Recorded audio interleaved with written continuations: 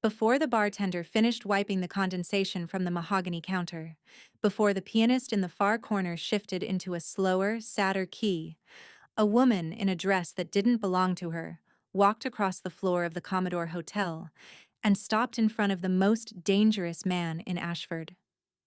She was shaking. Not visibly, not in a way that most people would notice, but Kalen Voss noticed everything. He noticed the way her fingers pressed too hard against the clutch purse she carried. He noticed the way her breath came in shallow pulls, like someone trying to keep the surface of water still. He noticed that her lipstick was slightly smudged at the corner, a mistake a woman only makes when she's applied it with trembling hands in bad lighting. And then she spoke. "I need you to pretend to be my fiancé, just for one night." The glass in Kalen's hand stopped halfway to his lips. The bartender, who had been close enough to hear, suddenly remembered something urgent at the other end of the bar. The two men sitting 3 stools down, men who worked for Kalen and had been watching the woman since she walked in, exchanged a glance, but didn't move. Nobody moved when Kalen Voss was processing something. The woman didn't step back. She should have. Anyone with any sense of self-preservation would have, but she stood there with her spine straight and her eyes locked on his. And Kalen realized she wasn't shaking from fear.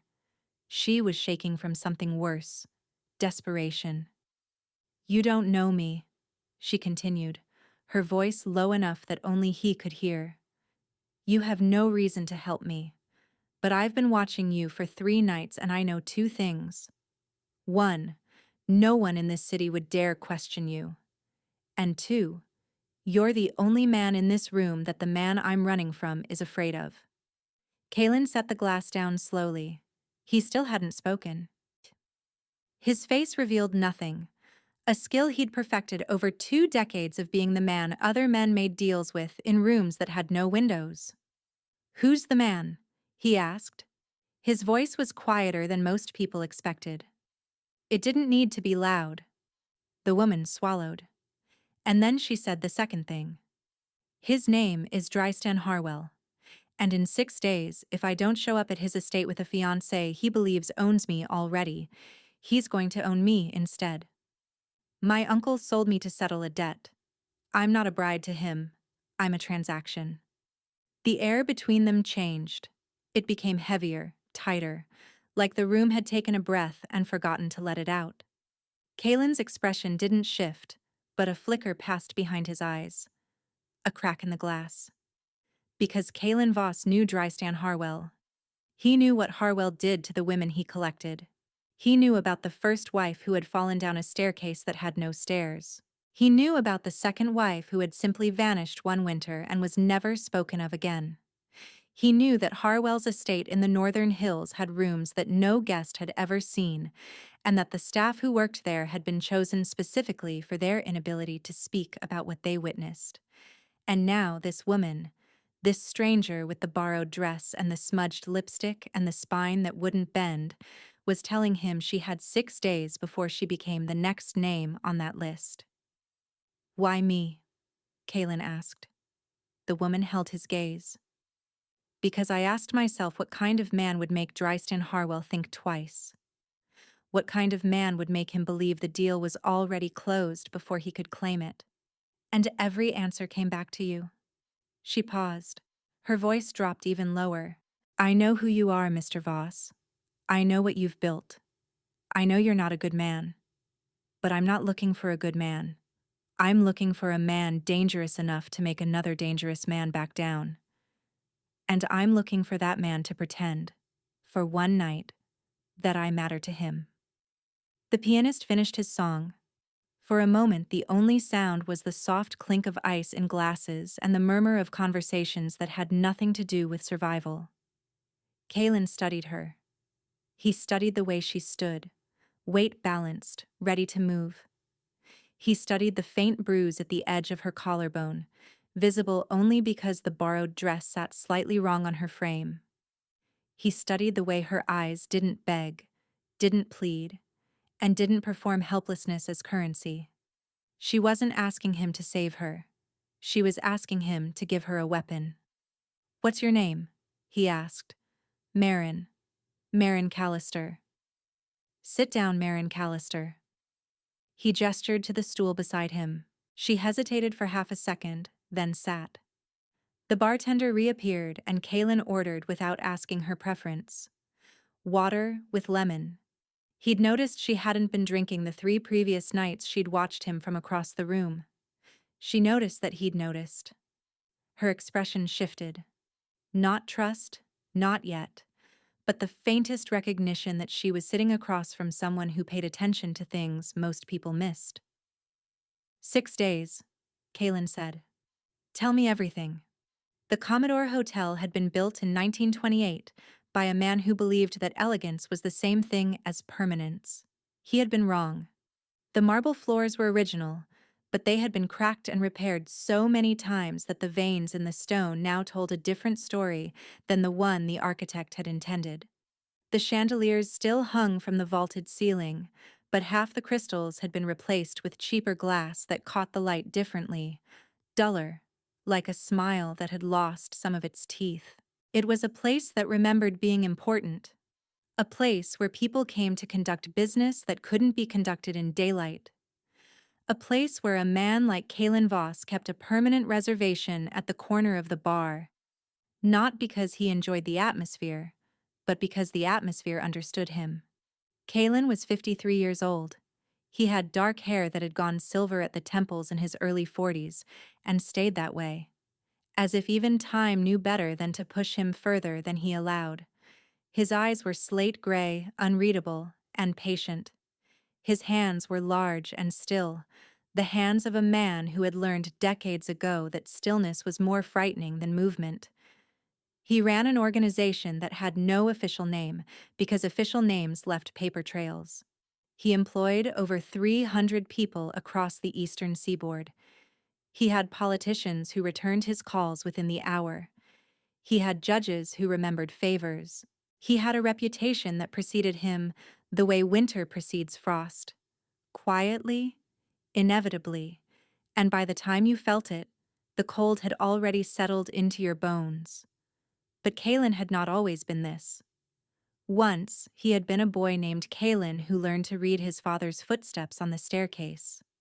Heavy meant drunk, uneven meant dangerous, silent meant the worst, because silent meant his father was trying not to be heard, and his father only tried not to be heard when he was hunting. Once he had been a child who ate dinner without speaking because the wrong word could overturn the table. Once he had been a son who stood in doorways and listened to his mother's voice through the walls, soft and steady, absorbing every blow with words like, "It's nothing. Go back to bed, sweetheart." He had not thought about his mother's voice in years. But watching Marin Callister sit on that bar stool with her borrowed dress and her unshaking spine, something old and heavy shifted in his chest. Because he recognized her. Not her face, not her name, but the architecture of her survival. The way she held herself like she was bracing for impact. The way she looked at exits before she looked at people. The way her hands stayed visible on the bar, never hidden, never clenched. Because she had learned somewhere that hidden hands made nervous men more dangerous. She had the posture of a woman who had been calculating escape routes her entire life. The water with lemon arrived. She looked at it, then at him. "You remembered." "You don't drink," Kalen said. 3 nights you sat in the corner and ordered soda water. You nursed each glass for an hour. You watched me the way someone watches a weapon they're not sure they're brave enough to pick up. Marin's jaw tightened. I had to be sure. Sure of what? That you were what they said you were. And what do they say I am? She turned the glass slowly on the bar, watching the lemon slice spin. They say you're the man who made Victor Steen disappear after he tried to expand into your territory. They say you're the reason the Harwell family never does business south of the river. They say you once walked into a meeting with 12 armed men and walked out alone, and no one ever found the bodies. She looked up. They say you're untouchable, and they say you have rules. What rules? You don't hurt women. You don't hurt children. And you don't make deals with men who do. Kalen said nothing. The silence stretched. Is it true? Marin asked. Which part? The rules. He picked up his glass. The whiskey caught the low light of the bar, amber and slow. Victor Steen beat his wife for 11 years, Kalen said quietly. The night he disappeared, she had a broken orbital socket and 2 cracked ribs. She also had a bag packed in the trunk of her car, and a new identity waiting for her in Montreal. I didn't make Victor Steen disappear because he tried to expand into my territory. I made him disappear because he thought his territory included a woman who had already decided she didn't belong to him anymore. He drank, set the glass down. So yes, the rules are true. Marin stared at him. Her lips parted, then closed. A flicker of recognition passed across her face. Not relief exactly, but the fragile acknowledgement that she might have chosen correctly. Why? She whispered. Why those rules? Kalen didn't answer. He looked past her, toward the window, where the lights of Ashford glittered like scattered glass against the dark. 6 days, he said. Tell me about Drystan Harwell. Tell me about your uncle. Tell me everything. And don't leave out the parts you think will make me say no. Marin took a breath. Then she began. My parents died when I was 9. Car accident on the coastal highway. I don't remember the funeral, but I remember what came after. My uncle Hollis was my only family. He took me in, raised me, and for the first few years I thought I was lucky. She paused. Her fingers traced the edge of the glass. I wasn't lucky. I was leverage. He just didn't need to use me yet. Kalen listened without interrupting. The bar hummed with low conversation around them, but it felt distant, like noise heard through water. Hollis has a gambling problem. Not the kind you see in movies, where someone loses a little too much at poker and learns their lesson. The real kind. The kind that looks like normalcy for months, sometimes years, and then swallows everything in a single night. He's been in debt my entire life. He's lost houses, he's lost businesses, he's borrowed from people who don't forget. And now he's borrowed from Harwell, Kalen said. Marin nodded. $340,000. He lost it in a single weekend at one of Harwell's private tables. He couldn't pay. Harwell doesn't accept payment plans. Her voice dropped. He accepts alternatives. You. Me. Harwell saw me once at a fundraiser Hollis dragged me to 6 months ago.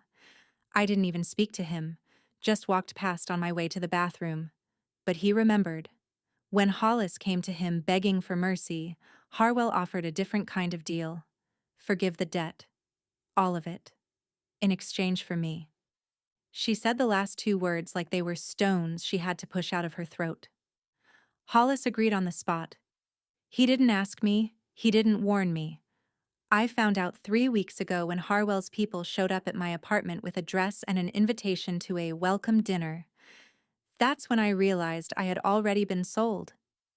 Kalen's hand tightened around his glass. His face remained still, but his knuckles whitened. The engagement ceremony is in 6 days, Marin continued. It's not a real engagement, it's a transfer. I show up, I stand beside him, and by the end of the night, I legally belong to him. He's had his lawyers draw up documents, prenuptial agreements, power of attorney, medical proxies. By the time the champagne goes flat, Drystan Harwell will have the legal right to control every aspect of my life.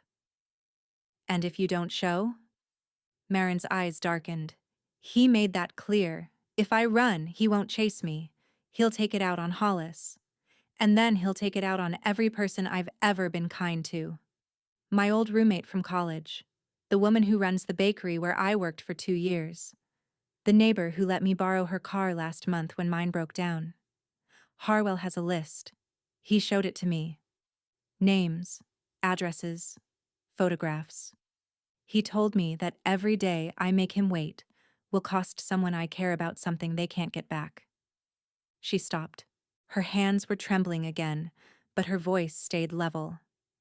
I have $412 in my checking account. I have a suitcase in a storage unit across town with everything I own.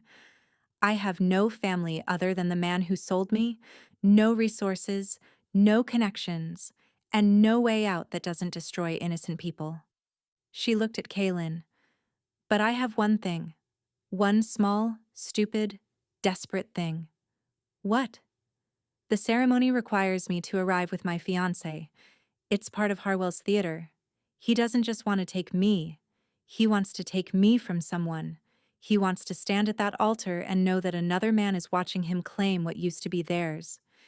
It's not enough for him to own. He needs to conquer. Understanding settled across Kaylin's face. You want me to be that man, the one he thinks he's conquering. I want you to be the man he can't conquer. I want you to walk into that ceremony with me, and I want Drystan Harwell to see someone standing beside me that makes him realize the game has changed. I want him to look at you and understand that if he takes me, he's not just taking a woman. He's taking something that belongs to Kaylin Voss. She leaned forward. I'm not asking you to fight him. I'm not asking you to threaten him. I'm asking you to stand next to me and let him see what standing next to you means. Because men like Harwell only understand one language, and you speak it fluently. The glass in front of her had grown warm. The ice had melted. She hadn't taken a single sip. Kaylin studied her for a long moment. He studied the bruise she thought she'd hidden. He studied the careful way she held her shoulders, tense but controlled. He studied the faint calluses on her fingertips, the kind that came from years of work, not leisure. And he asked the question that mattered. This morning, before you came here, what did you do? Marin blinked. The question clearly wasn't what she expected. What? This morning. Walk me through it. She hesitated. Then, slowly, she answered. I woke up at 5. I couldn't sleep. I went for a walk along the river, the part near the old mill where no one goes anymore. I watched the sun come up. Then I went back to my apartment and I made my bed. Hospital corners, the way my mother taught me before she died. I pressed my dress for tonight. I polished my shoes. I wrote 3 letters and sealed them in envelopes.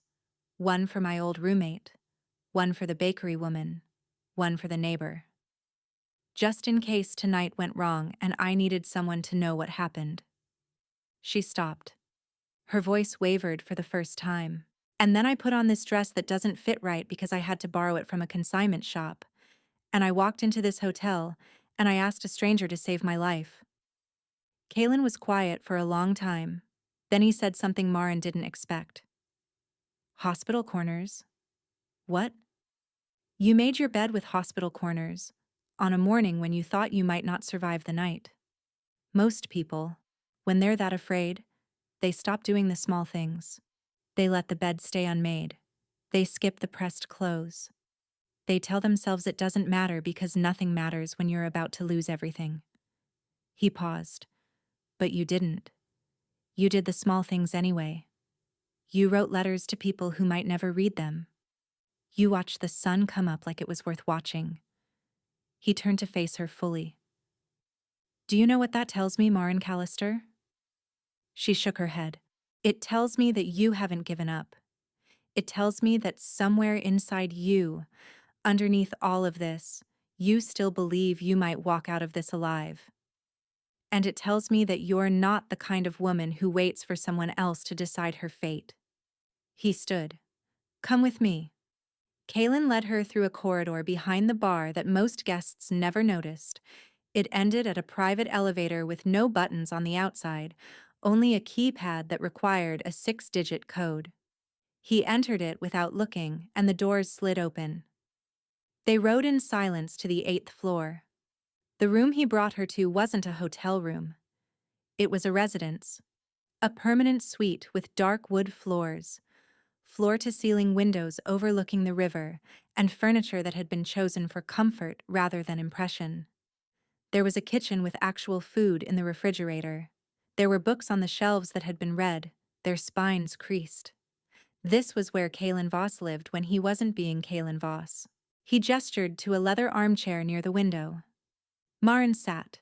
He poured 2 glasses of water from a pitcher on the counter and handed her one before settling into the chair across from her. "Now," he said, "tell me about the night you decided to find me." Maren wrapped her hands around the glass. The water was cold.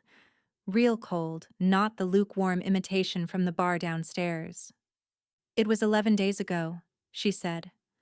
"Harwell invited me to dinner at his estate. A preview, he called it. A chance to see my future home." She stared at the window. The city lights blurred in the glass like watercolors bleeding into each other. "The estate is beautiful. That's the worst part. It's on 40 acres in the northern hills, surrounded by gardens that someone spends a fortune maintaining. The dining room has a chandelier that belonged to a French countess. The wine cellar has bottles older than my grandmother would have been. Everything about it whispers wealth, taste, refinement." Her voice hardened. "And then you look closer. You notice that the staff don't make eye contact. You notice that the doors have locks on the outside. You notice that there are no photographs anywhere, not of family, not of friends, not of the 2 women who were married to him before. It's like they never existed. Like he erased them." "What happened at dinner?" Maren set the glass down. Her hands had gone still, frozen in the act of remembering something they'd rather forget. "He was charming. That's his weapon. He complimented my dress. He asked about my interests. He told stories about his travels, his business, and his philanthropic work. For an hour, I almost convinced myself that maybe the rumors were exaggerated. Maybe he was just a lonely rich man looking for companionship. Maybe I could survive this." She closed her eyes. "And then, after dessert, he took me on a tour of the house. He showed me the library, the music room, the gallery with paintings he'd collected from estates that had fallen into debt. And then he showed me the bedroom." The word hung in the air. Not a guest bedroom. His bedroom. Our bedroom, he called it. He'd already had it prepared. My initials were embroidered on the pillowcases. My favorite flowers were in a vase on the nightstand. Peonies. I don't know how he knew that. I've never told anyone. She opened her eyes. They were dry, but something behind them had fractured. He stood in the doorway and watched me look at that room. And then he said, very quietly, "I want you to understand something, Maren. I've waited a long time for the right woman. I've made mistakes before. I chose poorly. But I've learned from those mistakes. And I want you to know that I will never let you go. Not the way I let the others go." Kalen's jaw tightened. What did that mean? The way he let the others go? I asked him. I asked him directly. I said, "What happened to your other wives?" And he smiled. He smiled like I'd asked him about the weather. And he said, "They disappointed me. They tried to leave. They thought they could survive without me." Then he touched my face, very gently, and said, "You won't disappoint me, will you, Maren? You're smarter than they were. I can tell."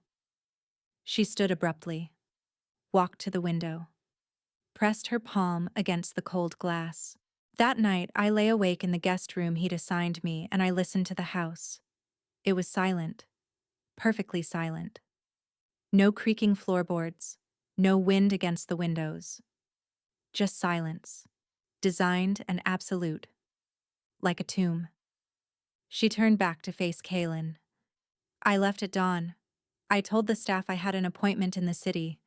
They didn't stop me, but they watched me go. Every single one of them. Watching like they were memorizing my face, like they wanted to remember what I looked like before." Her voice dropped to a whisper. "That was the night I knew I couldn't survive him. That was the night I started looking for another way. And that was the night I first heard your name." Kalen didn't respond immediately. He sat in the chair with his hands resting on his knees, his eyes fixed on some middle distance that Marin couldn't see. The silence lasted long enough that she began to wonder if she'd made a mistake. If she'd revealed too much, if the fear in her voice had made her seem weak rather than desperate. Then Kaylin spoke. My mother's name was Honora. Marin blinked. The shift in subject was so abrupt that for a moment she thought she'd misheard. She was a seamstress, he continued.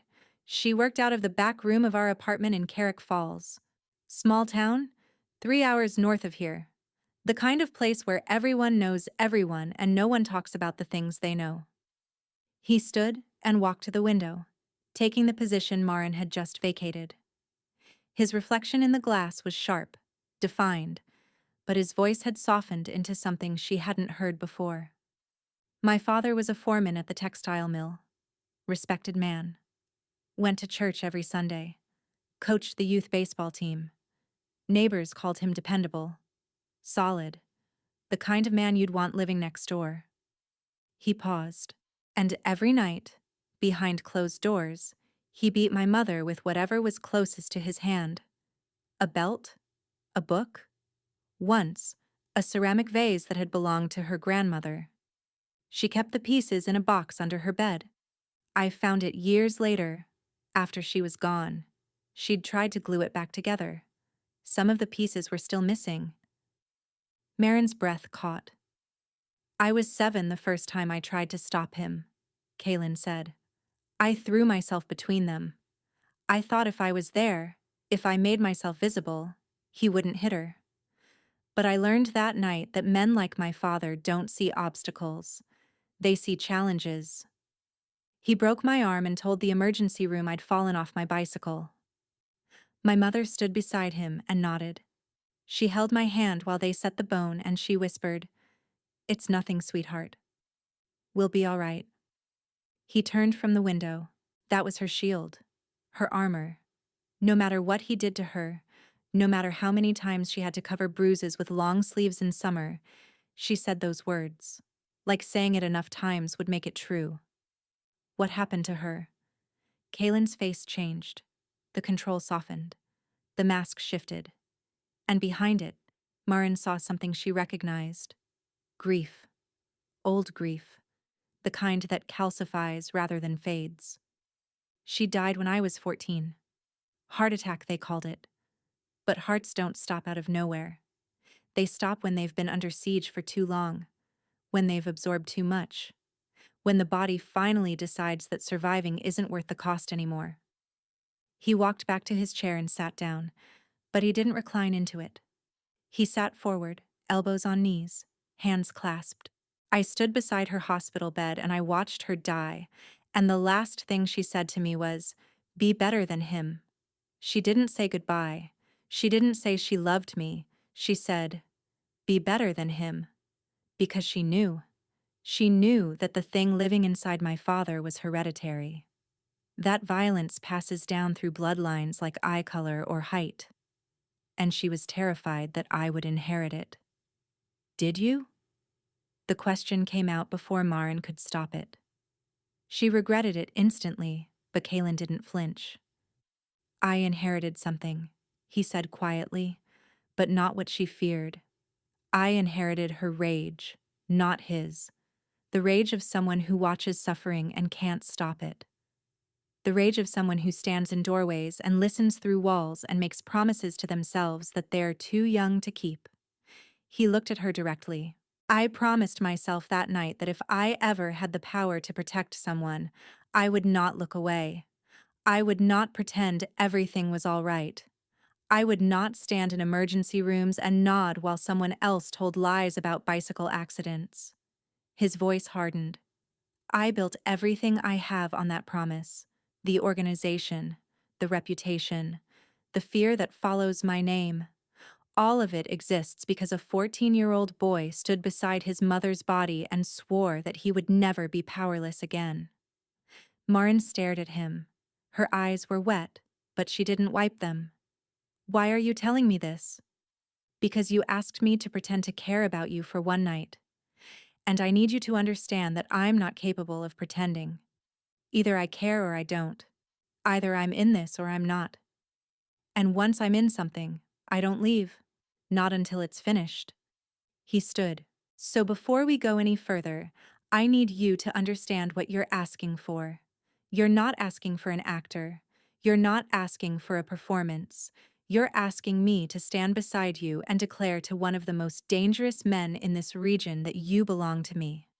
And if I do that, if I make that declaration, then I will make it true. Because men like Harwell don't respect theater. They only respect reality. He extended his hand. So I'm asking you, Marin Callister, do you want a performance? Or do you want protection? Marin looked at his hand. She thought about the bedroom with her initials on the pillowcases. She thought about the staff who watched her leave. She thought about the silence of that house, designed and absolute. And then she took his hand. Protection. 6 days later, the Ashford Grand Ballroom stood ready for its purpose. 3 stories of gilded columns and crystal chandeliers. A string quartet playing something classical and forgettable in the corner. Tables draped in white linen, heavy with flowers that cost more per arrangement than most people earned in a week. This was the engagement announcement party of Drystan Harwell and Marin Callister. Except Marin wasn't arriving with Drystan Harwell. She was arriving with Kaylin Voss. They stood at the entrance for a moment before walking in. Marin wore a gown that Kaylin had arranged, deep emerald silk that fit her perfectly. Not borrowed, not ill-fitting. Designed for her measurements, delivered to the hotel suite that morning with a note that said only, "Armor comes in many forms." Her hair had been styled by someone whose hands knew what they were doing. Her makeup was flawless. The bruise on her collarbone had been concealed, though Kaylin had looked at it for a long moment before the concealer was applied, as if memorizing it, as if filing it away for later. She looked like someone who belonged in this room. She felt like someone walking into a lion's den. "Breathe," Kaylin murmured beside her. His hand rested on the small of her back, warm and steady. "You're not walking into his territory. He's walking into ours. This is his party. This is a room full of people who owe me favors. The mayor is at table 6. The police commissioner is at table 11. The man who controls the liquor license for every establishment in the Eastern District is standing by the bar, and he hasn't stopped looking at me since we walked in." Marin glanced around. She saw what he meant. Subtle nods, careful acknowledgments, recognition that didn't announce itself but pulsed beneath the surface like a second heartbeat. "They're afraid of you," she whispered. "They're aware of me. Fear would require them to believe I might harm them. They know better. I only harm people who deserve it." Before she could respond, a ripple passed through the crowd. Drystan Harwell was approaching. He was taller than Marin remembered. Broader. He wore a charcoal suit that had been tailored so precisely it looked like it had grown onto his body. His hair was silver at the temples, his face handsome in the way that expensive things are handsome, polished, maintained, and utterly without warmth. His eyes found Marin first. Then they found Kaylin, and his expression flickered. Not fear. Not yet. But recognition. The recognition of a predator encountering another predator in territory he'd assumed was his alone. "Marin." Harwell's voice was smooth, controlled. "I wasn't expecting you to bring a guest." "I wasn't expecting to come alone," Marin said. Her voice didn't shake. She didn't know where she'd found that steadiness, but she held onto it like a lifeline. Harwell's gaze slid to Kaylin. "Mr. Voss, I didn't realize you and my fiancé were acquainted." "We're more than acquainted," Kaylin said. His voice was pleasant, almost casual, but something underneath it carried weight. "We're engaged." The word landed like a stone in still water.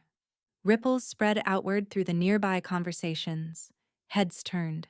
Whispers began. Harwell's smile didn't waver, but his eyes hardened. That's impossible. Marin and I have an arrangement. You had an arrangement with her uncle, Kaylin corrected. An arrangement that was made without her consent, using her as collateral for a debt she didn't owe. That's not an engagement, Mr. Harwell. That's trafficking. And as of 6 days ago, Marin Callister is no longer available for purchase. The temperature of the room dropped. Harwell took a step closer. His voice lowered to something only the three of them could hear. Do you know who I am, Voss? Do you know what I'm capable of? Kalen's expression didn't change, but his hand on Marin's back pressed slightly firmer, a silent signal. Stay close. I know exactly who you are, Kalen said quietly. I know about your first wife, and the staircase that had no stairs. I know about your second wife, and the winter she vanished. I know about the rooms in your estate that no guest has ever seen. And I know that you've spent the last 15 years believing you were untouchable because no one had the resources or the will to prove otherwise. He smiled. It was not a kind smile. I have both. Harwell's composure cracked. Just for a moment, a flicker of something primal behind his polished facade. You're making a mistake. No, Kaylin said. You made a mistake. You made it the moment you decided that Marin Callister was something you could own. She's not. She never was. And if you pursue this, if you threaten her, if you so much as speak her name after tonight, I will dismantle everything you've built. Not quickly, not mercifully. I will take it apart piece by piece until there's nothing left but the silence of that house you're so proud of. He leaned closer. And then I'll fill that silence with ghosts. For a long moment no one moved. Then Harwell stepped back. His face had reassembled itself into something resembling calm, but his hands were trembling, just slightly, just enough. This isn't over. Yes, Kaylin said. It is. He turned to Marin, extended his hand. Shall we dance? Marin took his hand, and as he led her onto the floor, past the staring guests and the whispered speculations and the man who had thought he owned her, she felt something she hadn't felt in weeks. She felt like she could breathe. But across the room, near the exit, a man in a gray suit was making a phone call. He spoke quietly, his eyes never leaving Kaylin and Marin on the dance floor. And on the other end of that call, someone was already making plans. They danced. Not the way strangers dance, keeping careful distance, maintaining the performance of intimacy without its substance. They dance the way people dance when one of them is holding the other together. Kaylin's hand stayed firm on her waist. His other hand held hers with a gentleness that seemed impossible for a man who had just threatened to dismantle another man's entire existence. The music was something slow and sweeping, violins climbing toward notes that ached. Marin's head was spinning, not from the movement, but from what had just happened. You didn't have to do that, she whispered. You didn't have to say those things to him. Yes, I did. He'll come after you now. You've made yourself a target. Kaylin turned her slowly, guiding her through a step she didn't know she remembered. He was always going to come after me. The moment I walked through that door with you, I became an obstacle. Men like Harwell don't negotiate with obstacles. They remove them, or they're removed by them. There's no third option. Then why did you do it? Why did you make yourself his enemy for someone you met 6 days ago? He was quiet for a moment. The music swelled and receded like breath. When I was 16, he said, 2 years after my mother died, I was working at a garage in Carrick Falls, changing oil, rotating tires, work that keeps your hands busy but leaves your mind empty. There was a woman who came in every few weeks. Her name was Sybil. She drove an old station wagon with a dent in the passenger door that she never got fixed. He turned her again. His eyes stayed on hers. Sybil had bruises sometimes, on her arms, on her neck, once, on her face. And she told me she'd walked into a cabinet door. I was 16. I knew what walking into a cabinet door looked like because I'd used that excuse myself. But I didn't say anything. I changed her oil. I rotated her tires. I took her money and I watched her drive away in that dented station wagon. His voice dropped. 6 months later, I heard she'd died. Her husband had beaten her so badly that her organs failed. She'd been dead for 2 days before anyone found her because her husband had left town, and no one thought to check on her. No one thought she mattered enough to check on. Marin's throat tightened. I went to her funeral. I stood in the back of a church I'd never been to, and I listened to people talk about what a tragedy it was. What a loss. How no one could have known. His jaw hardened. Everyone knew. I knew. I saw it every time she came to that garage, and I did nothing because I told myself it wasn't my business. I told myself there was nothing I could do. I told myself the same lies my mother's neighbors told themselves while they listened through the walls and pretended they didn't hear. He stopped dancing. They stood in the middle of the floor while couples moved around them like water flowing past stones. I swore that day that I would never tell myself those lies again. I would never watch someone walk toward destruction and convince myself it wasn't my responsibility to intervene. And I have spent the last 37 years building the kind of power that lets me keep that promise. He lifted her chin with one finger, made her look at him. You asked me why I'm doing this. That's why. Not because you're special to me. Not yet. But because you walked into that bar and you asked for help. You didn't wait for someone to notice. You didn't accept your fate. You decided you deserved to survive. And then you did the hardest thing a person can do. You asked a stranger to care. His voice softened. I'm not capable of watching someone ask for help and walking away. Not anymore. That part of me died in a church in Carrick Falls, standing at the funeral of a woman I could have saved if I'd had the courage to try. Marin felt tears sliding down her cheeks. She didn't wipe them. What if you can't save me? She whispered. What if Harwell is stronger than you think? Kaylin's expression didn't waver. Then I'll die trying, and that will still be better than living with the knowledge that I didn't. The music ended. Applause rippled through the room, polite and automatic. But Marin barely heard it, because standing at the edge of the dance floor, watching them with eyes that held nothing but cold calculation, was Dryston Harwell. And beside him, whispering something into his ear, was a man Marin recognized, her Uncle Hollis. Kaylin saw them at the same moment she did. His hand tightened on hers. Not in alarm, but in reassurance. A signal that said, I see it. I'm ready. Don't react, he murmured. Don't let them see you've noticed. My uncle, Marin breathed. He's here. He's talking to Harwell. I expected that. A man who sells his niece doesn't develop a conscience overnight. He's here to salvage the deal, to convince Harwell that you can still be delivered. Can I? Kaylin looked at her. His slate-gray eyes held something fierce, something that burned beneath the surface of his composure. No. He guided her off the dance floor, one hand on her back, his pace unhurried. To anyone watching, they looked like a couple retreating for a private moment. Nothing urgent, nothing afraid. But once they were through the service corridor and into the hallway beyond, Kaylin moved differently.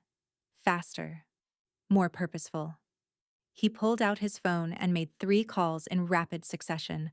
The first was to someone named Brennan. I need the files on Harwell, everything. The offshore accounts, the property records, the settlements he paid to keep the investigations quiet.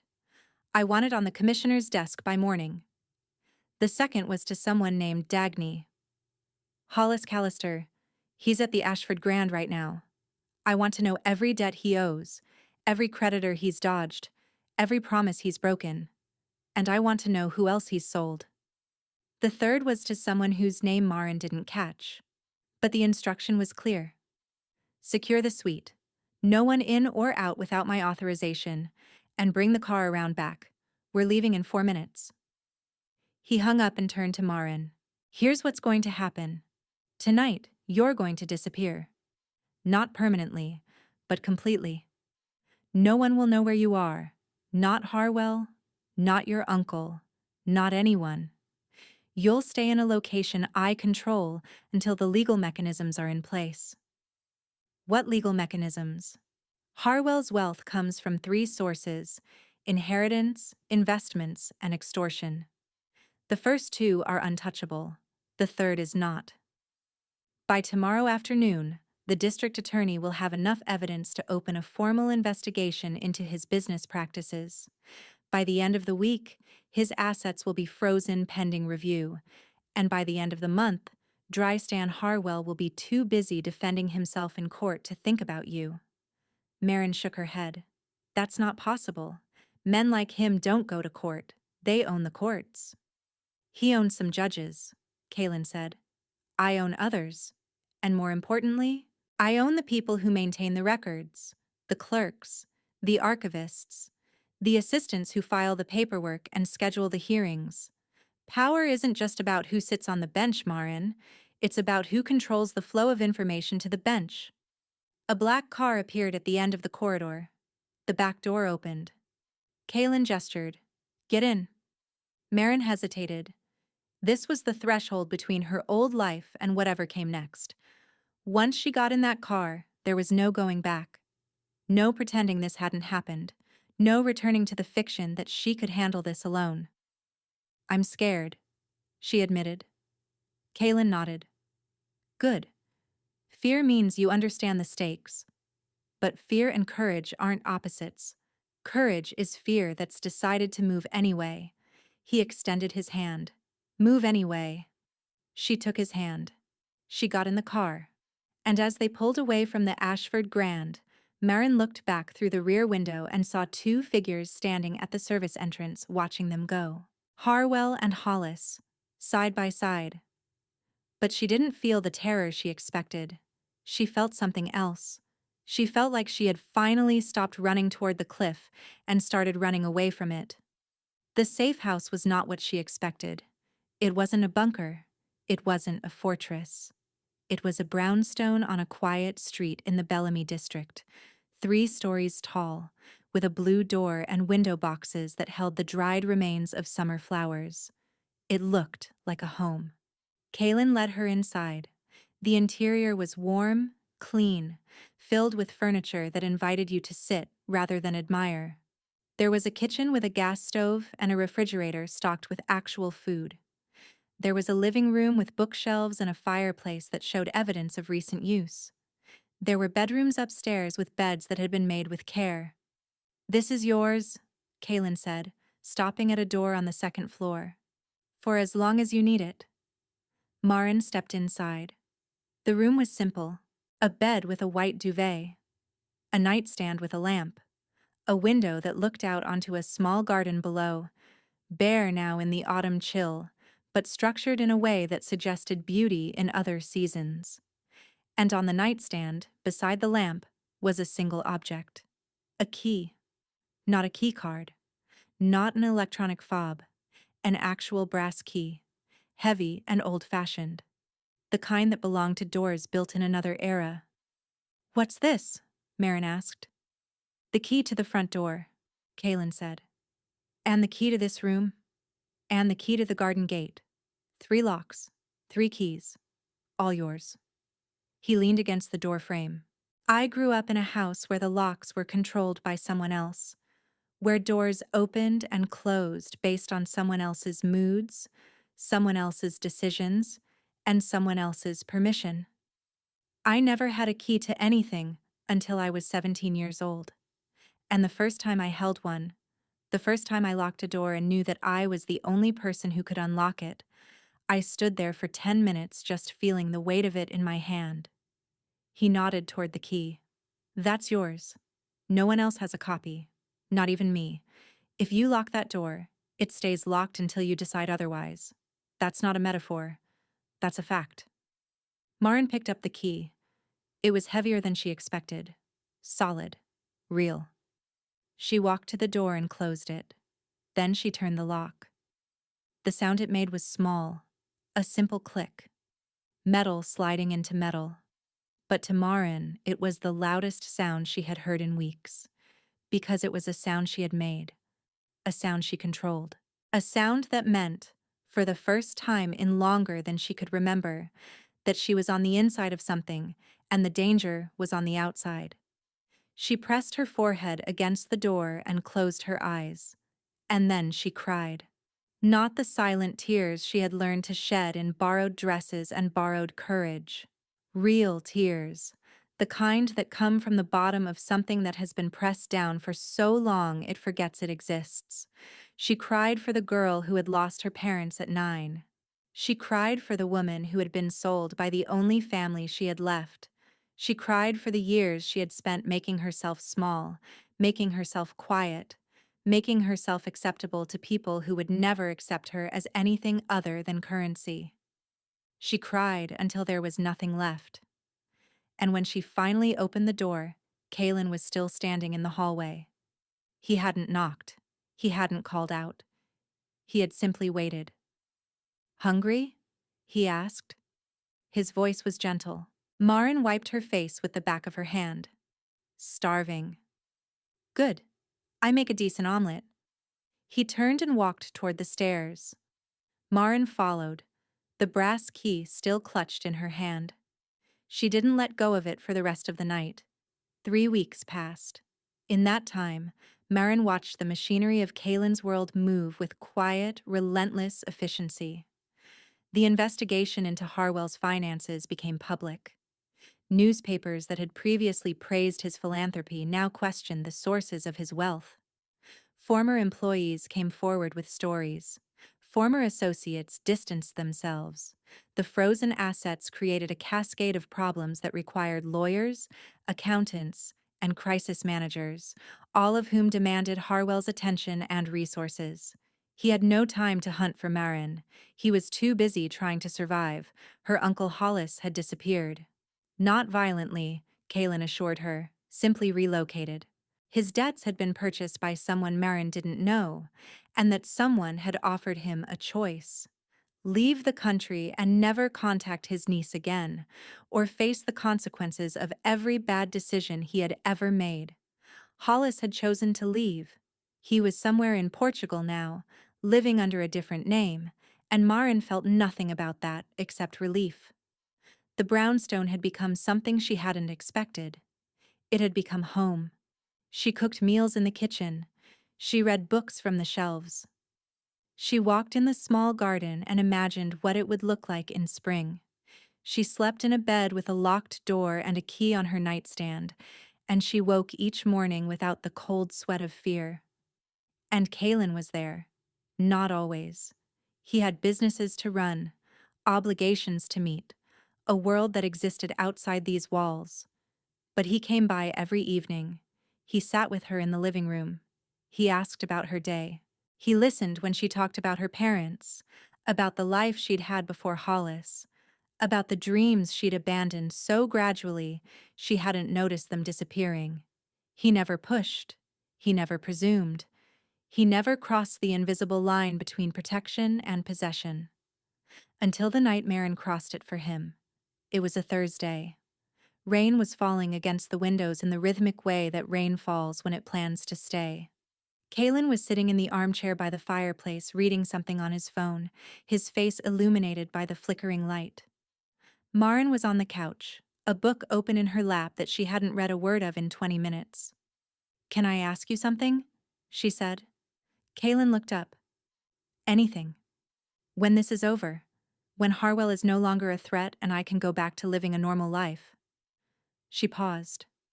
"What happens to us?" The question hung in the air like smoke. Kalen set down his phone. His expression was careful, measured, the way it always was when something mattered to him more than he wanted to show. "That depends on what you want." "I'm asking what you want."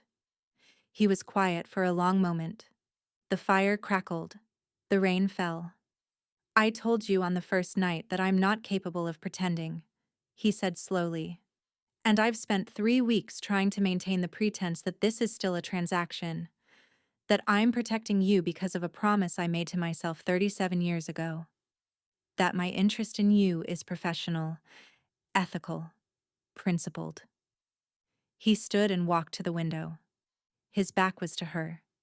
She could see the tension in his shoulders. But I'm not that good a liar. Not anymore. Not with you. Marin's heart was pounding. Then stop lying. He turned. His eyes met hers. I don't want this to end, he said. I don't want you to go back to a normal life if that life doesn't include me. I want to sit in this room with you every night and listen to you talk about things that don't matter, because everything you say matters to me. I want to watch you read books you're not actually reading. I want to make you omelets at midnight and see you hold that key like it's the most valuable thing you own. He took a step toward her. I want you, Marin. Not as someone I'm protecting, as someone I'm choosing. And I need you to know that if you walk out that door tomorrow, if you decide that this was just a chapter and not a story, I will let you go. I will keep my promise. I will make sure you're safe for the rest of your life. But I will spend the rest of my life wishing you had stayed. Marin stood. The book fell from her lap. She didn't pick it up. She walked toward him until there was no space left between them. You told Harwell that I belong to you, she whispered. You said it to make him afraid. But I need to know. Did you mean it? Kaylin's hand rose to her face. His thumb traced the line of her jaw. I meant that no one would ever own you again, he said. But if you're asking whether I want to belong to you, the answer is yes. I've wanted that since the night you walked across that bar and asked a stranger to save your life. Marin rose on her toes. She kissed him, and he kissed her back. And the rain kept falling, and the fire kept burning, and somewhere in the city, a man named Drystan Harwell was learning what it meant to lose everything. But in a brownstone in the Bellamy district, behind a door with a brass lock and a key that belonged to her alone, Marin Callister had found something she thought she'd never have again. She had found someone who didn't let her go. 6 months later, on a morning so bright it seemed like the sun was making up for lost time, Marin stood in the garden of the brownstone and watched the first crocuses push through the soil. Purple and white and gold, tiny bursts of color against the dark earth. Spring had come. Harwell's trial had ended 2 months prior. The evidence against him had been overwhelming. Financial fraud, coercion, conspiracy. And buried among the ledgers and wire transfers, something darker.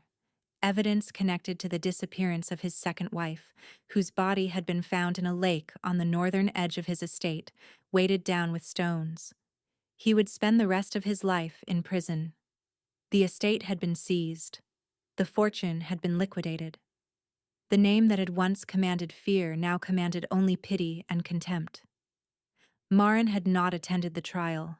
She hadn't needed to. The story had unfolded without her, driven by the machinery that Kaylin had set in motion, and by the end, Drystan Harwell had become someone else's cautionary tale. She was free.